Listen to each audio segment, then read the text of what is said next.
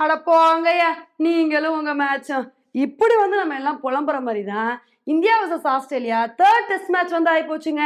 இந்த மேட்ச்ல எல்லாமே நம்ம நினைச்ச மாதிரியே நடந்துச்சு. கரெக்டா இந்தியா வந்தாங்க, டாஸை வின் பண்ணாங்க, ஃபர்ஸ்ட் பவுலிங் வந்து சூஸ் பண்ணாங்க. இதை வந்து பார்த்தவொடனே நம்ம என்ன எதிர்பார்த்தோம்னா, ஆகா சூப்பர், நம்ம இந்தியா நல்ல பவுலிங் பெர்ஃபார்மன்ஸை கொடுத்து அடுத்தடுத்த விக்கெட் எடுத்து வேகமா ஆஸ்திரேலியாவை ஆல் அவுட் பண்ணிடணும்னு ரொம்ப ஆசாசியா இருந்தோம். அப்பதாங்க நம்மளோட பவுலர்ஸ் மாத்தி மாத்தி நல்ல பவுலிங் பண்ணி விக்கெட் எடுக்க ட்ரை பண்ணாங்க. ஆனா ஆஸ்திரேலியன் பேட்ஸ்மேன்ஸ் இருந்துகிட்டு ஆசை தோசை அப்பள வடை, நீங்க ஆஃப் சைட்ல பவுலிங் போட்டு எங்களோட விக்கெட் எடுக்க ட்ரை பண்றீங்க, நாங்க ஆஃப் சைட்ல வர பந்தை தொடவே மாட்டோமே, என்ன பண்ணுவீங்க, எங்களுக்கு ரன்னே வரலனா கூட பரவாயில்ல, நாங்க விக்கெட்டை காப்பாத்துவோம்ப்பான்னு பயங்கர கேர்ஃபுல்லா வந்து விளையாண்டாங்க. இதனால ஒரு கட்டத்துல 6 ஓவர் வரைக்கும் மேட்ச் நடந்துச்சு. 19 ரன் வந்து எடுத்தாங்க. அதுக்கப்புறம் மழை பயங்கரமா விழுக ஆரம்பிச்சிருச்சு. என்னையா இப்படி மழை பெய்யுதுன்னு நினைக்கும் போது அப்புறம் கொஞ்ச நேரம் கழிச்சு மழை வந்து ஸ்டாப் ஆச்சுங்க. திரும்ப மேட்ச் வந்து கண்டினியூ ஆச்சு. அதுக்கப்புறமா விக்கெட் விழுகுன்னு பார்த்தா விக்கெட் விழுகவே இல்லைங்க. திரும்ப மழை தான் வந்துச்சு. இதனால இந்த மேட்சை கால் ஆஃப் பண்ணிட்டாங்க. இன்னைக்கு ஆஸ்திரேலியா 80 ரன் எடுத்தாங்க அப்படின்னா 28 ரன் எடுத்தாங்க.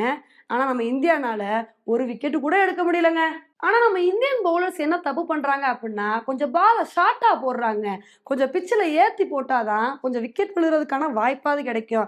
இவங்க ஷார்ட்டா போறனால ஈஸியா ஆஸ்திரேலியன் பேட்ஸ்மேன்ஸ் வந்து அதுல இருந்து தப்பிச்சிடுறாங்க.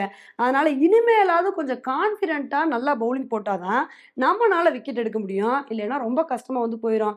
அதனால விக்கெட் எடுக்கணும் அப்படின்னா என்ன தெரியுமா பண்ணணும்? பும்ரா பெர்த் மேட்ச்ல எப்படி வந்து கான்ஃபிடென்ட்டா வெறியோட பவுலிங் போட்டாரு, மனுஷன் அடுத்தடுத்த விக்கெட் எடுத்தாரு. அது மாதிரி நாளைக்கு வந்து சட்டு புட்டுன்னு நம்ம பாட்டுக்கு விக்கெட் எடுத்துக்கிட்டே இருக்கணுங்க. அந்த மாதிரி எடுத்து ஆஸ்திரேலியாவோட கான்ஃபிடென்ஸை உடைச்சாதான் இந்த டெஸ்ட் மேட்சை நம்ம வந்து கண்ட்ரோல் எடுக்க முடியும். அதை விட்டுட்டு நம்ம பயந்துக்கிட்டே பவுலிங் போட்டுட்டு இருந்தோம்னு வச்சுக்கோங்களேன், ஆஸ்திரேலியா ஈஸியா எங்களுக்கு ரன்னு வரலனாலும் பரவாயில்ல, நாங்கள் நாளை கடத்திட்டு போவோம் அப்படின்னு சொல்லி நாளை கடத்திட்டு போயிட்டே இருப்பாங்க. இது நமக்கு ரொம்ப கஷ்டமாயிரும். சரி, இன்னைக்கு தான் மழை வந்து மேட்ச் கால் ஆஃப் ஆயிடுச்சு, நாளைக்காவது மழை இல்லாம மேட்ச் நடக்குமான்னு கேட்கலாம். நாளைக்கும் நாளை கழிச்சும் கொஞ்சம் மழை சுமாரா இருக்கும் அப்படின்னு தாங்க வந்து சொல்றாங்க. ஆனா 4வது நாளும் 5வது நாளும் மழை ஹெவியா இருக்குன்னு சொல்றாங்க. இதெல்லாம் வந்து பார்க்கும்போது எப்படி 3வது டெஸ்ட் மேட்ச் நடக்க போதோ தெரியல. இதெல்லாம் பார்க்கும்போது 3வது டெஸ்ட் மேட்சை சாமிக்கு விட்டுற வேண்டியதான் போல. இந்தியா ஒரு மேட்ச் வின் பண்ணிட்டாங்க, ஆஸ்திரேலியா ஒரு மேட்ச் வின் பண்ணிட்டாங்க. அதனால இந்த மேட்சை நான் எடுத்துக்குவேன்னு சொல்லி வர்ண பகவான் எடுக்காம கொஞ்சம் கருணை காட்டினா பரவாயில்ல. நாளைக்கு என்ன நடக்குது அப்படின்றத பொறுத்து இருந்து பார்க்கலாம். ஓகே ஃப்ரெண்ட்ஸ், இந்த ஒரு விஷயத்தை பத்தி நீங்க என்ன நினைக்கிறீங்க அப்படின்றத என்னோட கமெண்ட் செக்ஷன்ல வந்து போடுங்க. இதே மாதிரி இன்னொரு வீடியோல உங்களை வந்து மீட் பண்றேன். Bye friends.